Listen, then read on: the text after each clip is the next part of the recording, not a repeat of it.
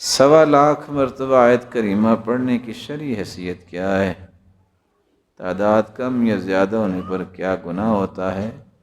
کسی بھی حدیث میں 1.25 مرتبہ آیت کریمہ پڑھنے کا کوئی تذکرہ نہیں۔ یہ تعداد زیادہ اور کم کی بات سب بناوٹی چیزیں ہیں۔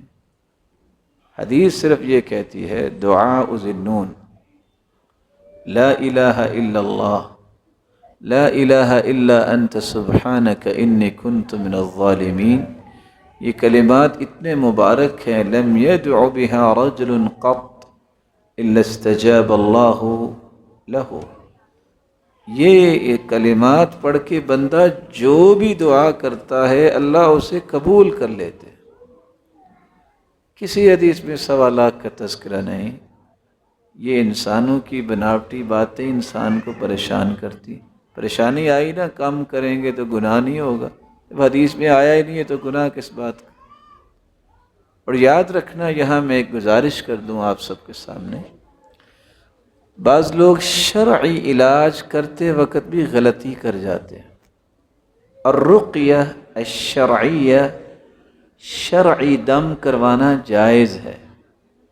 لا بأس بالرقاء ما لم يكن فيه شرک۔ صحیح مسلم کی روایت ہے، اس دم میں کوئی قباحت نہیں جس دم کے الفاظ میں شرک نہ ہو۔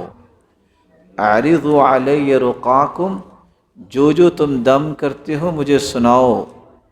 صحابہ کرام کو اللہ کے رسول نے فرمایا، اور ساتھ یہ فیصلہ دیا لا بأس بالرقاء ما لم يكن فيه شرک، جس میں شرک نہ ہو وہ دم کرنا جائز ہے۔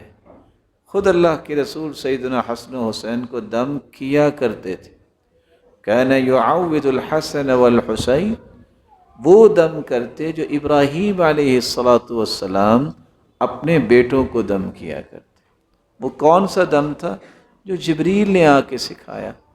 جب سیدنا حسن و حسین، یہ اللہ کے رسول کے پیارے پھول، جب بیمار تھے، لیٹے ہوئے تھے، تو جبریل نے آ کے پوچھا آج آپ پریشان ہیں؟ کہا یہ دونوں بیمار ہیں۔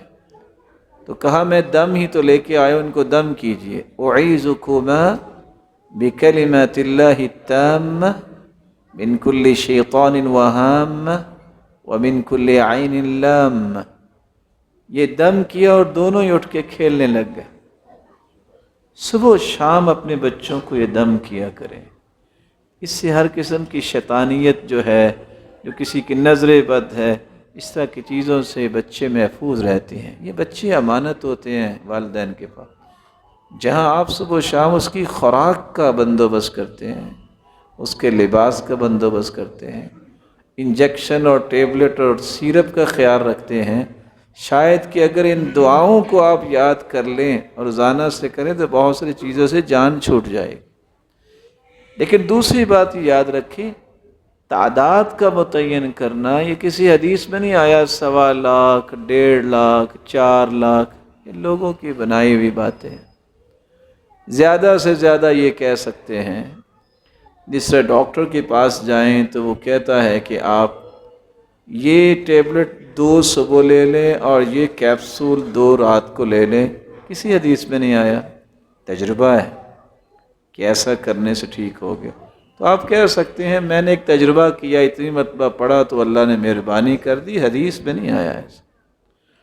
تو آپ جس چیز کو اللہ نے متعین نہیں کیا اس پہ اپنے آپ کو پریشان نہ کیا کریں۔ قرآن شفا ہے، وہ اذکار میں شفا ہے، ان دعاؤں میں شفا ہے جو اللہ کے رسول نے بتائیں۔ صرف سورۃ الفاتحہ کے بارے میں آتا ہے کہ صبح اور شام صحابی نے دم کیا سورۃ الفاتحہ پڑھ کے۔ کس کو؟ کڑیاں ڈال کے لائے، وہ دیوانہ تھا بیچارہ، وہ ٹھیک ہو گیا۔ اور پھر ایک نئی شرط کہتی ہیں اجازت ہوگی تو دم کریں گے، وگرنہ یہ بڑا گرم ہوتا ہے، الٹا پڑ جائے گا۔ حدیث کہتی ہے اس صحابی نے دم کیا ما کننا نأبنہ، کہ ہمیں پتہ ہی نہیں تھا کہ یہ بھی دم کرتا ہے، بلکہ ہم نے پوچھا تم نے پہلے کبھی دم کیا ہے؟ کہتے ہیں میں نے تو نہیں کیا۔ جو سورۃ الفاتحہ پڑھ کے دم کیا تو بچھو نے ڈسا ہوا تھا وہ بھی ٹھیک ہو گیا۔ اس لیے اپنے اوپر سختیاں نہ کیا کریں. جو شریعت نے آپ کو نہیں کہا تو اپنے آپ کو اس پہ کیوں پریشان آپ کرتے ہیں؟ پہلی تو میری دعا ہے اللہ آپ کو ہر قسم کی بیماری سے بچائے رکھے، اور دوسری آپ سے التماس ہے پھر وہی بات، سنت کے مطابق کام کریں گے اللہ برکت دے گا انشاءاللہ.